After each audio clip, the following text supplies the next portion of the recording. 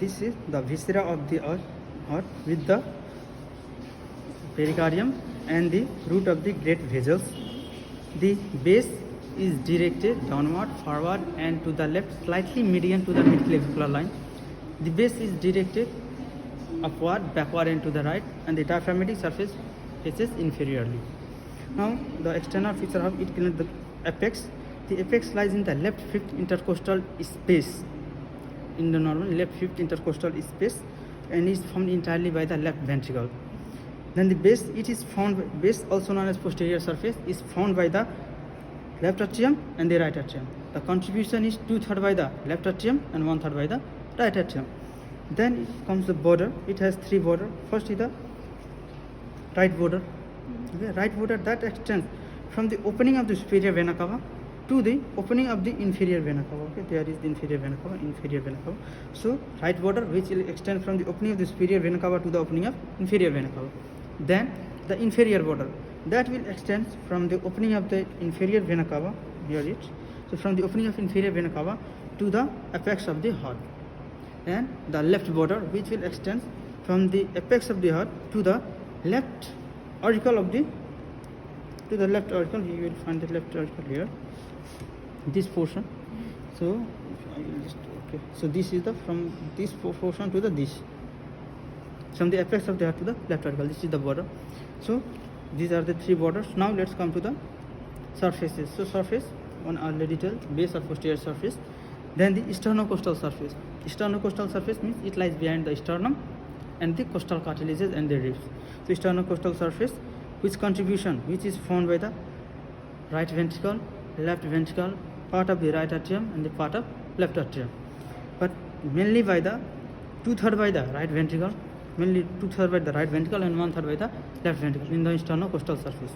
Then left surface, this is entirely formed by the left ventricle. And the diaphragmatic surface. Diaphragmatic surface means inferior surface, which is found by the right and the left ventricle. So these are the external features of the heart. Now let's talk about the pericardium. So the pericardium, it is a fibrous cell, and it is made of two layers. One is the fibrous layer, the external one is the fibrous layer, which is fibrous pericardium, and the internal one is the serous pericardium. Serous, which consists of two layers. One is the visceral layer and one is the parietal layer. The visceral layer will adheres to the heart and it forms the epicardium of the heart. Then the parietal layer, it will attach. It is inseparably attached with the fibrous pericardium. Means the fibrous pericardium and the visceral pericardium are inseparable. And in between the parietal and the visceral layer, there is a space known as pericardial space, which is filled with pericardial fluid. So this pericardial fluid will allow the frictionless movement of the heart. Now let's talk about the vessels. This is the ascending aorta. This is the ascending aorta, in the arch of the aorta. Okay? Ascending aorta, and the arch of the aorta. These are these branches, two branches. First branch and the second branch. So first branch is the brachiocephalic. This is the brachiocephalic trunk. This is the left common carotid. Second branch is the left common carotid. Okay? The third branch is left subclavian, but it is deficient here. So this is the lumen of this ascending arch of the aorta. Then this one is the lumen of the pulmonary trunk, or opening of the pulmonary trunk. So this is arising from this right ventricle. Arising from the right is the pulmonary trunk, and this arising from the left ventricle is the ascending aorta. This is the superior vena cava, having two branches. Since superior vena cava is found by the two branches, right and left brachiocephalic vein. But since left brachiocephalic is little obliquely and more longer, so this is the left brachiocephalic vein, the longer one, and this one is the right brachiocephalic vein. Okay. Now let's come to this one is the inferior vena cava, opening of the inferior vena cava. Sir. And then there are two more. There are these openings. So among these openings, what we will find that 1, 2, and 3. These are the openings of the pulmonary veins. These are the openings of the pulmonary veins. Okay? So it's okay. Now these are the features. Now we will talk about the other external features include the grooves. So atrioventricular groove, atrioventricular groove. So atrioventricular groove, we will start from the pulmonary base of the pulmonary trunk from here. From the here, it is the starting. This is the anterior part of the right anterior part of the right atrioventricular groove that will continue. That will continue its demarcation along this. Yeah, see, this is the continuation. This is the continuation of the atrioventricular groove, which is in line with the artery, coronary artery. So, and it is meeting at the crux of the heart, and see, and again from there directly to this point, to the crux of the heart, which is passing. This is the atrioventricular groove. Now this is interventricular groove. See, the same is interventricular groove. And at this point, see, this is crossed by the artery. At this point, it is crossed by the artery.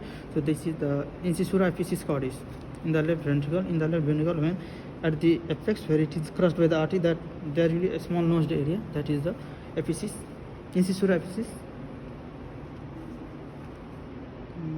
And then okay, now let's talk about the arteries.